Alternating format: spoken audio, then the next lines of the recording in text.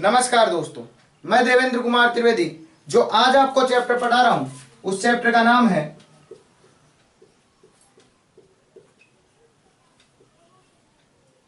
औरंगजेब। दोस्तों, आज अपन जिस चैप्टर को पढ़ेंगे उस चैप्टर का नाम है औरंगजेब। औरंगजेब दो पोर्शन में बटा हुआ है। एक तो इसके शासक बनने की कहानी कि ये किस प्रकार से शासक बना और किस प्रकार से उत्तराधिकारी युद्धों में इसने अपनी भागीदारिता निभाई और गद्दी को किस प्रकार से प्राप्त किया। दूसरा, इसके कुछ ऐसे कदम जो मुगल साम्राज्य के पतन के कारण बने, क्योंकि इसके बाद में कोई ऐसा मुगल शासक नहीं बन पाया जिसका नाम इतिहास में अमर हो सके। इस कारण इसके दो पोर्शन रहते हैं। पहला पोर्शन इसके शासक बनने तक की कहानी और दूसरा पोर्शन इसके और मुगल साम्राज्य के पतन की कहानी। अपन इन दोनों पोर्शन को पढ़ेंगे, लेकिन पोर्शन 1 आज के वीडियो में पढ़ेंगे और पोर्शन 2 नेक्स्ट इससे बाद में आने वाले वीडियो में पढ़ेंगे, जिसका नाम रहेगा औरंगजेब मुगल साम्राज्य का पतन। सबसे पहले पढ़ते हैं औरंगजेब का शासक बनना। दोस्तों, एक क्वेश्चन हर बार एग्जाम में आता रहता है कि औरंगजेब का शासनकाल कब से कब तक रहा था। इसका शासनकाल रहा था 1658 से 1707 ईस्वी तक। इस कारण दोस्तों ये ड्यूरेशन आपको याद रहना चाहिए कि औरंगजेब कब से कब तक शासक बना, 1658 से 1707 तक। अब अपन औरंगजेब के शासक बनने तक का प्रोसीजर देखेंगे, लेकिन ये शासक कैसे बनेगा इसके लिए अपने को शुरुआत से देखना पड़ेगा कि इसके कितने भाई थे तथा ये किसका बेटा था। तो आओ दोस्तों देखते हैं शुरुआत से औरंगजेब।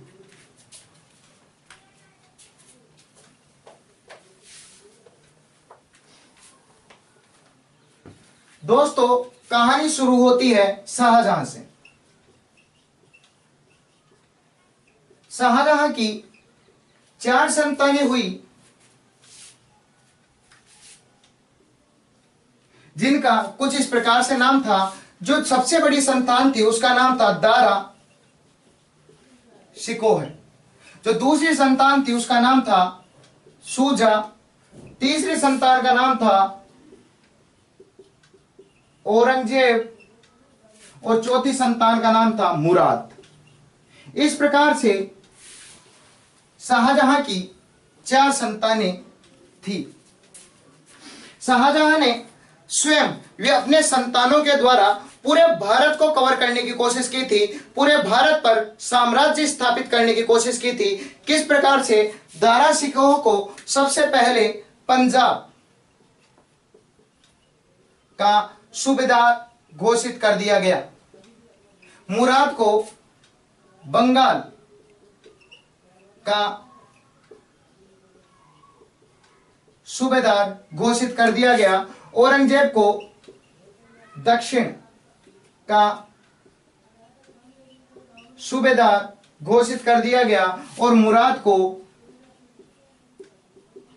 गुजरात का सूबेदार घोषित कर दिया गया। इस प्रकार से अपनी चारों संतानों के द्वारा शाहजहां ने पूरे भारत को कवर करने की कोशिश की थी।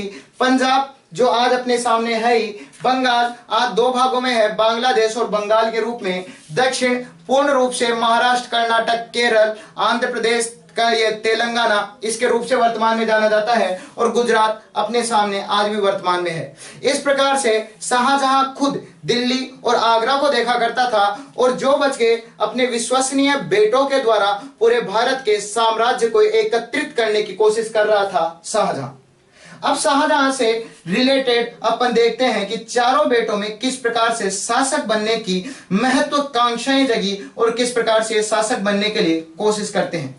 सबसे पहले बात करते हैं दारा शिकोह। दारा शिकोह शाहजहां का बड़ा बेटा था तथा सबसे विद्वान बेटा था। यह है संस्कृत, हिंदी, अरबी और फारसी भाषा का एक विद्वान व्यक्ति था। इस कारण कई बार एग्जाम में आता है कि शाहजहां का सबसे विद्वान बेटा कौन सा था, उसका नाम था दारा शिकोह। कई बार क्वेश्चन आता है कि दारा शिकोह किस के लिए जाना जाता है, अपनी विद्वत्ता के लिए जाना जाता है। कई बार क्वेश्चन आता है इसको कितनी भाषाओं का नॉलेज था, इसको संस्कृत, हिंदी, अरबी और फारसी भाषा का पूर्ण नॉलेज था, इसमें ये विद्वान था। नेक्स्ट, और इसके द्वारा ऐसा क्या खास कार्य किया जो इसकी विद्वत्ता को बताता है। इसके द्वारा एक पुस्तक लिखी गई थी जिसका नाम था सिर ए अकबर। ये सिर ए अकबर क्या पुस्तक थी, इसमें 50 उपनिषद का अनुवाद किया गया था। कई बार क्वेश्चन आता है मुगल शासक या मुगल साम्राज्य का ऐसा व्यक्ति जिसने 50 उपनिषद का अनुवाद किया, उसका नाम क्या था, दारा शिकोह। कई बार क्वेश्चन आता है कि पंजाब का सूबेदार या सिर ए अकबर का लेखक कौन था, दारा शिकोह, तथा इसने अथर्व वेद का फारसी भाषा में अनुवाद किया। आपसे प्रश्न किया जाएगा कि अथर्ववेद का फारसी भाषा में अनुवाद किसके द्वारा किया गया था, दारा शिकोह के द्वारा किया गया था। अंत में धीरे धीरे जैसे जैसे एज बीतती जा रही थी, शाहजहां वृद्ध होता जा रहा था, शाहजहां बीमार होता जा रहा था, और जैसे ये बीमार हुआ, इसकी जिसने सेवा की उसका नाम था दारा शिकोह। लेकिन दारा शिकोह ने जो इसकी सेवा की वो अलग रूप से की, गुप्त रूप से, यानी दारा शिकोह ने गुप्त रूप से इसकी सेवा की, किसी को बताया नहीं कि शाहजहां बीमार है। इसको एक तरीके से मैं अपनी भाषा में कहना चाहूं, अंडरग्राउंड कर दिया गया और बिना किसी को बताए राजमहल में इसकी चिकित्सा की गई, इसकी बीमारी को इलाज किया गया दारा शिकोह के द्वारा, और दारा शिकोह इसकी सेवा करता था। इस कारण शाही सेना दारा शिकोह के पास चली गई। लेकिन धीरे धीरे ये अफवाह फैलने लग गई कि शाहजहां की मृत्यु हो चुकी है, और जैसे जैसे ये अफवाह फैलने लग गई, तीनों जो इसके शहजादे थे, जो इसके बेटे थे, उनके मन में आने लग गई बादशाह बनने की, और उनको यह लगने लग गया कि दारा शिकोह केंद्र में बैठा है, कहीं ऐसा ना हो कि दारा शिकोह बादशाह बन जाए और अपन सूबेदार के सूबेदार रह जाए। इस कारण ये अफवाह सुनते ही देखो क्या पोजीशन हुई, जो इसका बेटा था सूजा, उसने अपने आप को स्वतंत्र घोषित कर दिया, तथा इसका जो छोटा बेटा था मुराद, उसने भी अपने आप को स्वतंत्र घोषित कर दिया। लेकिन जो औरंगजेब था, इसने अपने आप को स्वतंत्र घोषित नहीं किया। इसने यह निर्णय कर लिया था कि मैं अटैक करूंगा दारा शिकोह पर और मैं बनूंगा बादशाह। लेकिन इससे एक क्वेश्चन कई बार पूछा जाता है कि कौन सा ऐसा मुगल बादशाह था जो कट्टर सुन्नी मुसलमान था।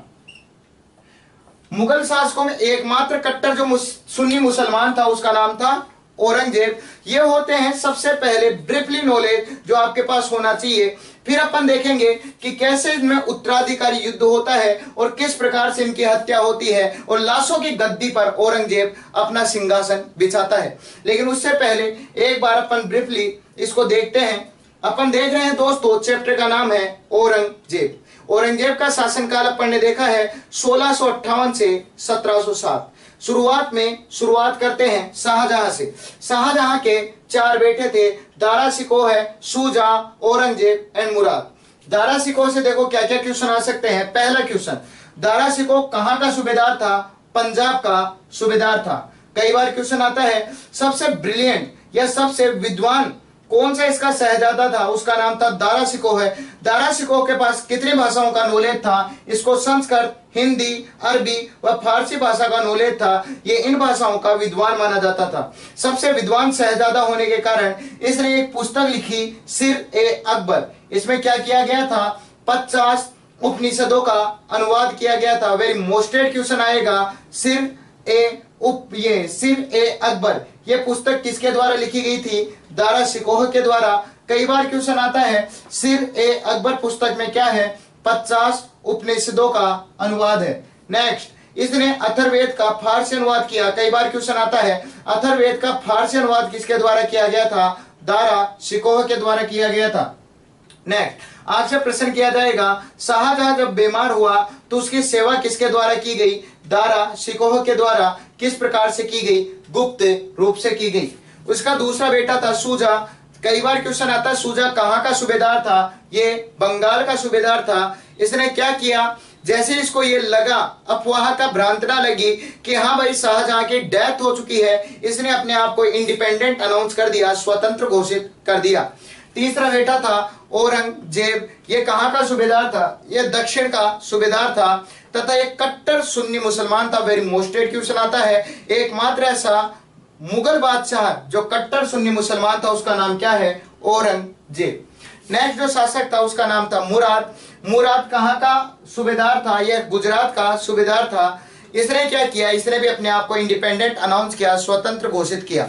नेक्स्ट, जैसे ही ये लगा कि हाँ भाई शाहजहां की डेथ हो चुकी है, सबके बीच में बादशाह बनने का संघर्ष हुआ। इसी संघर्ष को उत्तराधिकारी युद्धों के नाम से जाना जाता है। दोस्तों अब देखते हैं इनके बीच में कौन से ऐसे उत्तराधिकारी युद्ध हुए जिसमें केवल औरंगजेब जिंदा रहा और सभी भाइयों को मार दिया गया, और किस प्रकार से लाशों के ढेर पर मुगल साम्राज्य की स्थापना हुई या गद्दी रखी गई, देखते हैं। और अपन चैप्टर देख रहे हैं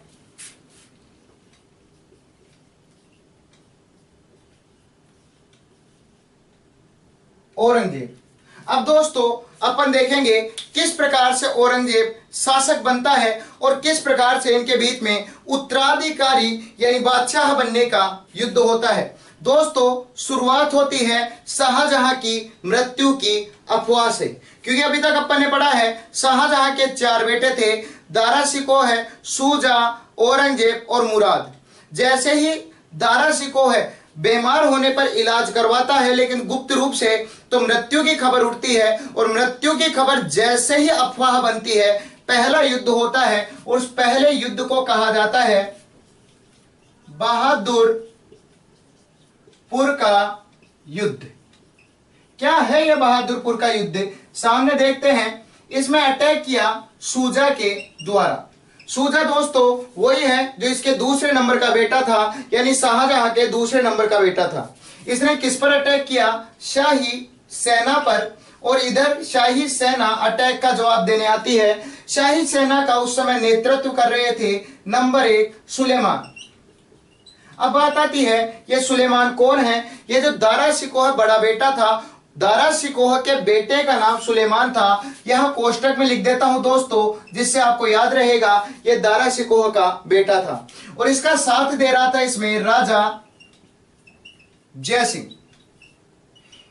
एक तरफ शाही सेना थी, एक तरफ शुजा था। रिजल्ट निकला शाही सेना जीत गई, शुजा हार गया। नेक्स्ट क्वेश्चन यहां से देखो दोस्तों क्या क्या पुटअप होते हैं। ये जो बहादुरपुर का युद्ध हुआ था ये कहां पर हुआ, ये हुआ बनारस में। ये बनारस वर्तमान में कहां पर है, बनारस है वर्तमान में यूपी में। अगर ये बहादुरपुर का युद्ध हुआ तो ये कब हुआ, ये हुआ फरवरी 1658 में। अगर शुजा हारा तो शुजा के साथ क्या हुआ, शुजा भग गया और भगकर बंगाल चला गया। बंगाल जाने के बाद में क्या हुआ, 1659 में इसकी मृत्यु करवा दी गई, इसको मार दिया गया। इस प्रकार से शुजा की डेथ हुई, और इस प्रकार से 4 उत्तराधिकारियों में से एक उत्तराधिकारी समाप्त हो गया जिसका नाम था शुजा। अब 3 ही उत्तराधिकारी बचते हैं, बड़ा ही बड़ा दारा शिकोह है, औरंगजेब और छोटा मुराद, और एक जो उत्तराधिकारी रूप में कांटे का प्रयोग हो रहा था शुजा, उसकी डेथ हो चुकी थी, उत्तराधिकारी में वो समाप्त हो चुका था। नेक्स्ट फिर क्या हुआ, नेक्स्ट फिर अटैक। जैसे शुजा भग गया, शुजा के भगते ही नेक्स्ट अटैक हुआ जिसको धर्मत के युद्ध के नाम से जाना जाता है। धर्मत के युद्ध में क्वेश्चन आएगा किसके द्वारा अटैक किया गया, अटैक किया गया औरंगजेब के द्वारा। क्वेश्चन औरंगजेब का उस समय साथ कौन दे रहा था, तो इसने अपने छोटे भाई के साथ पार्टनरशिप की थी, छोटा भाई जिसका नाम मुराद था। इन दोनों ने अटैक किया और इनका जवाब देने आई शाही सेना। क्वेश्चन शाही सेना का नेतृत्व कौन कर रहे थे, तो उस समय शाही सेना का नेतृत्व कर रहे थे कासिम खान, और कासिम खान का साथ दे रहे थे जसवंत सिंह। एक तरफ शाही सेना थी जिसका नेतृत्व किया जा रहा था कासिम खान और जसवंत सिंह की तरफ, एक तरफ था औरंगजेब व मुराद।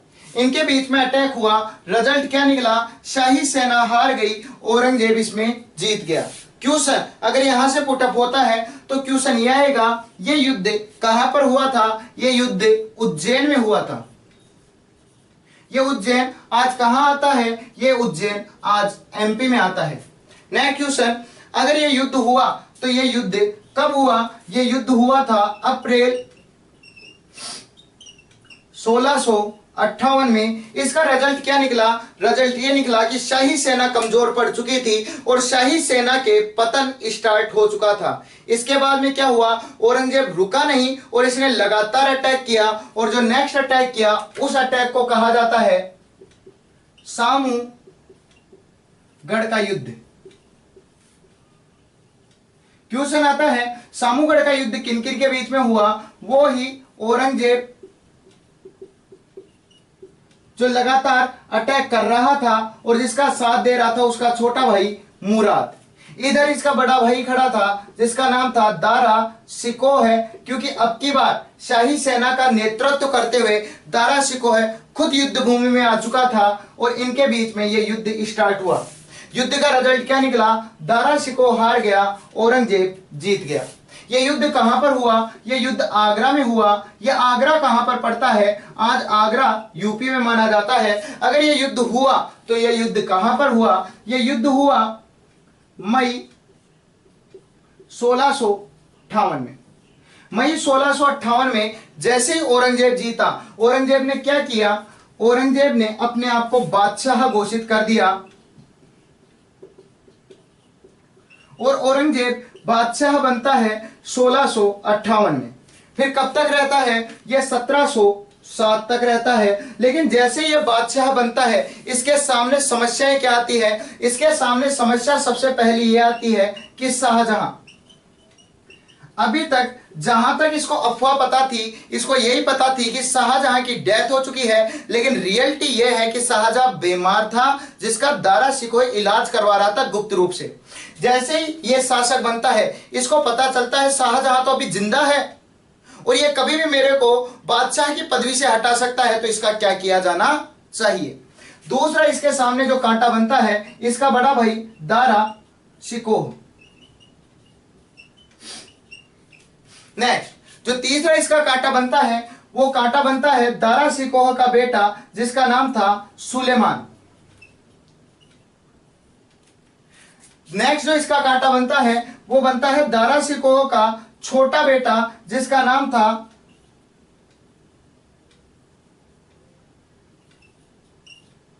सिपह शिकोह। और नेक्स्ट जो इसके रास्ते का कांटा बनता है इसका छोटा भाई जिसका नाम था मुराद। देखो दोस्तों फिर से बताता हूं, इसके मार्ग के कांटे इसके बादशाह बनने के बीच के रोड़े कि इसको कौन कौन बादशाह पद से हटा सकता था। एक इसका पिता जिसका नाम था शाहजहां, एक इसका बड़ा भाई जिसका नाम था दारा शिकोह, एक इसका छोटा भाई जिसका नाम था मुराद, और दो इसके भतीजे जो दारा शिकोह के बेटे थे। दारा शिकोह का बेटा था सुलेमान और दारा शिकोह का ही बेटा था सिपह शिकोह। किस प्रकार से इसने मार्ग के कांटों को हटाया देखते हैं शाहजहां से। शाहजहां जैसे ही पता चला यह जिंदा है, इसे 1658 में आगरा के किले में जेल कर दी गई, जहां पर जेल पे रहते हुए 1666 में इसकी डेथ हो गई, इसकी मृत्यु हो गई और शाहजहां इस प्रकार से इसके रास्ते से हटा दिया गया। शाहजहां को आगरा के किले की जेल में डाल दिया गया। दोस्तों कई बार ये सुनने में भी आता है, इसका लिखित प्रमाण नहीं मिलता है। कहा जाता है कि जैसे इसने अपने पिता को, अपने बाप को जेल में डाला, ये खाने के लिए उसे केवल एक चना दिया करता था पूरे दिन के लिए। अब देता था या नहीं देता था मुझे नहीं लगता कि कोई ऐसा व्यक्ति हो जो इतने साल एक चने के दम पर जिंदा रह जाए, लेकिन अंत में तड़प तड़प कर उसकी मृत्यु हो गई थी। बता है इसका बड़ा भाई दारा शिकोह है, 1659 में इसकी हत्या करवा दी गई और इसको मार दिया गया। इस प्रकार से इसको यानी अपने बड़े भाई को रास्ते से हटा दिया गया और यह होता है दूसरा उत्तराधिकारी कम जो इसके मार्ग का रास्ता यानी कांटा बन सकता था। फिर बात आती है दारा शिकोह का बेटा जिसका नाम था सुलेमान। सुलेमान को ग्वालियर की जेल में डाल दिया गया और वहीं पर यह भी समाप्त हो गया। आपसे पूछा जाएगा सुलेमान के साथ क्या किया गया था, ग्वालियर की जेल में डाल दिया गया था। नेक्स्ट, सुलेमान का जो भाई था सिपह शिकोह, जो दारा शिकोह का बेटा था, उसके साथ क्या किया गया, उसके साथ अपनी बेटी का विवाह करवा दिया गया और विवाह संबंध बनाकर इसको रिश्ते नाते में बनाकर विद्रोह को ही समाप्त कर दिया गया। नेक्स्ट, वो मुराद जो एनी टाइम इसके साथ खड़ा हुआ था, उसके साथ क्या किया गया, 1661 में मथुरा में एक दावत दी गई, एक शानदार पार्टी दी गई उस समय, और वहां पर धोखे से इसकी भी हत्या करवा दी गई और इसको भी मरवा दिया गया। इस प्रकार से अपने दोनों भाइयों को, अपने बाप को और अपने भतीजे को मरवाकर एक लाशों पर गद्दी सजाई गई। उस गद्दी को मुगल साम्राज्य यानी औरंगजेब के शासन के नाम से जाना जाता है। आओ दोस्तों देखते हैं औरंगजेब किस प्रकार से बादशाह बना, किस प्रकार से लाशों की ढेर पर अपनी गद्दी को सजाता है। अब देखते हैं औरंगजेब किस प्रकार से शासक बनता है। सबसे पहले बहादुरपुर का युद्ध। बहादुरपुर का युद्ध हुआ सूजा और शाही सेना के बीच में। शाही सेना का नेतृत्व सुलेमान जो दारा शिकोह का बड़ा बेटा था वह राजा जयसिंह के द्वारा किया गया। यह युद्ध फरवरी 1658 में किया गया। यह युद्ध बनारस यूपी में किया गया। रिजल्ट, इसमें सूजा हारा और शाही सेना जीती। सूजा इस युद्ध से भागकर बंगाल में चला जाता है, लेकिन 1659 यानी 59 में इसकी बंगाल में ही हत्या करवा दी जाती है और इस प्रकार से एक उत्तराधिकारी समाप्त होता है जिसका नाम होता है सूजा। और यह होता है बहादुरपुर का युद्ध, जिसमें आपसे पूछा जा सकता है युद्ध किन के बीच में हुआ, कब हुआ, कहां हुआ, क्या रिजल्ट निकाला गया। इसके बाद में धर्मत का युद्ध होता है केवल मात्र 2.5 महीने बाद में, और अटैक करता है औरंगजेब और उसका साथ देता है उसका छोटा भाई मुराद, वो ही शाही सेना पर। लेकिन अब की बार शाही सेना का नेतृत्व किया जाता है कासिम खान और जसवंत सिंह के द्वारा। लेकिन रिजल्ट अब की बार कुछ अलग था दोस्तों। औरंगजेब इसमें जीता और शाही सेना इसमें हारी। ये युद्ध उज्जैन जो वर्तमान में एमपी में पाया जाता है, यहां पर हुआ अप्रैल 1658 में। लेकिन इस युद्ध से शाही सेना बहुत कमजोर हो चुकी थी और औरंगजेब अपनी ताकत को जान चुका था और अटैक करता चला गया। उसके बाद में इसने नेक्स्ट अटैक किया जिसका नाम था सामूगढ़ का युद्ध। सामूगढ़ के युद्ध में औरंगजेब अपने छोटे भाई मुराद के साथ आता है और उसके विपक्ष में आता है दारा शिकोह, वो ही शाही सेना के साथ। यह युद्ध होता है आगरा जो वर्तमान में यूपी में पाया जाता है। यह युद्ध होता है मई 1658 में। रिजल्ट क्या निकला, औरंगजेब जीता और दारा शिकोह हारा। और इस सामूगढ़ के युद्ध में जीतते ही औरंगजेब ने अपने आप को बादशाह घोषित कर दिया, जो 1658 से लेकर 1707 तक बादशाह पद पर रहता है। लेकिन जैसे यह बादशाह बनता है इसके सामने कुछ समस्याएं आती है। इसको पता चलता है कि शाहजहां है जो इसके पिता है, जिसके मृत्यु की अफवाह फैलाई गई थी, वो वास्तव में जिंदा है। इस कारण 1658 में अपने पिता को कैद करके आगरा के किला में रखवाता है, जहां 1666 में शाहजहां की मृत्यु हो जाती है। जो इसका बड़ा भाई था दारा शिकोह है, उसकी 1659 यानी 1659 में हत्या करवा दी जाती है। दारा शिकोह का बड़ा भाई था सुलेमान। इस सुलेमान को ग्वालियर जेल में डाल दिया जाता है और दारा शिकोह का छोटा बेटा था सिपह शिकोह है, इसके साथ अपनी बेटी का विवाह करवा देता है। नेक्स्ट, इसका छोटा भाई मुराद औरंगजेब का, जिस मुराद ने हर युद्ध में औरंगजेब का साथ दिया। अंत में औरंगजेब जान चुका था कि ऐसा ना हो कि कहीं छोटा भाई मेरे अपोजिशन में आ जाए और बादशाह बनने के लालच में मेरे को मार दे। इस कारण मथुरा में एक दावत बुलाई गई 1661 में, जहां पर धोखे से इसकी भी मृत्यु कर दी गई और इस प्रकार से उत्तराधिकारी ही समाप्त होते हैं। अब कोई शाहजहां का उत्तराधिकारी ही नहीं बचा जो औरंगजेब के अपोजिशन में जाकर ये कह सके कि हाँ मैं बादशाह बनने योग्य हूं। इस प्रकार से बादशाह बनता है। ना पिता को छोड़ा, ना बड़े भाई, ना छोटे भाई और ना भतीजों को। एक लाश पर लाश बिछाते चला गया, जिन लाशों पर एक गद्दी बिछाई गई जिसको मुगल साम्राज्य, औरंगजेब साम्राज्य के नाम से जाना जाता है। इस प्रकार से औरंगजेब शासक बनता है। आपसे पूछा जाएगा कौन सा युद्ध कब हुआ, कहां हुआ, किनके बीच में हुआ और रिजल्ट क्या निकला, और औरंगजेब ने किसके साथ क्या किया और किस प्रकार से किया।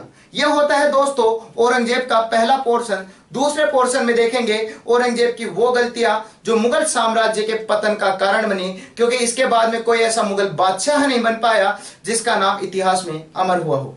धन्यवाद।